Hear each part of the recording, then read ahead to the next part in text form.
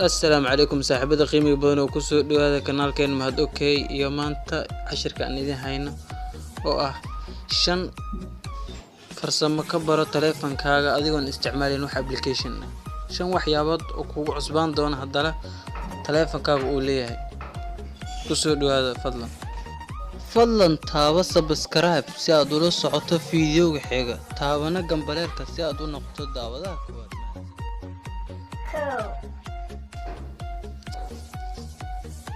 ma doonaysaa inaad samaysato calaamadda muujinaysa meesha aad taabanayso taasoo ugu jeedaan shaashada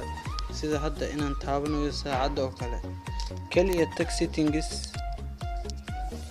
kana tag about phone kana tag billing number waxaad taaban doontaa 7 mar kadib banaanka imaad waxaad arki doontaa development options halkan ayaad ka furan doontaa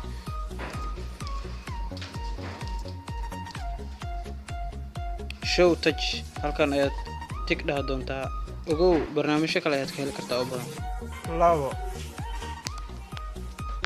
mararka qaar waxaynu aragnaa taleefankeena inuu nagu dhibo barnaamijyo ogeysiisyo kuwaas oo soo qabsanaya shaashada si aad kuwaas ugu taqalusto kaliya tag settings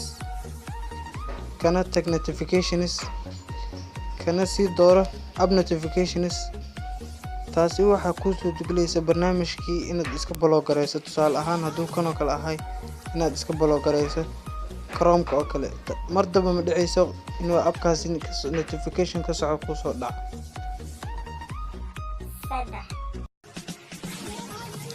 ma dhacda inaad soo gasho setting adigoo raadinaya barnaamij aad rabta inaad taleefankaaga ku xaleyso sida mobile and data time-ka idoo saacada saxaya ama ringtoneska ama keyboard tusaalahan haddii aad keyboard raadinaysa adigoon inta ka raadin rafaadka dhan marin kaliya ku qor halkaani keyboard waxaana ku soo qaban doona nooc waliba aad keyboard rabto Android keyboard current keyboard and boot ambassadors taasina waxay ku fududeynaysaa si sahal inaad ku hesho adigoo aan raadin waqti badan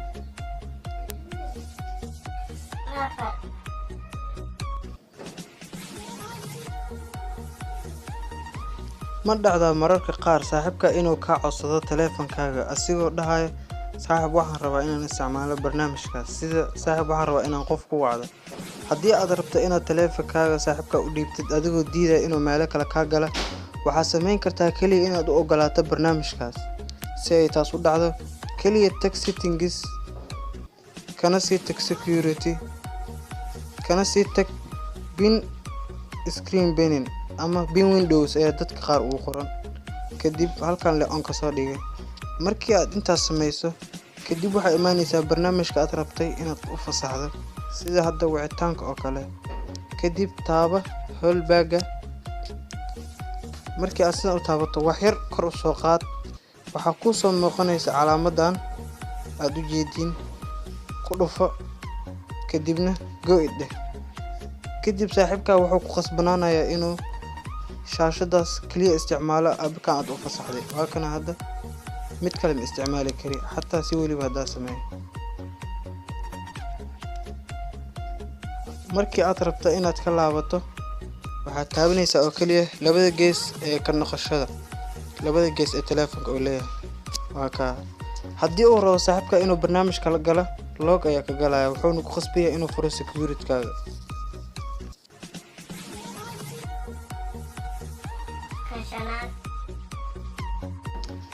ma danaynaysaa taleefankaaga inuu jaajarka ugu socdo sidii awal ugu socon jiray si ka xawaaro badan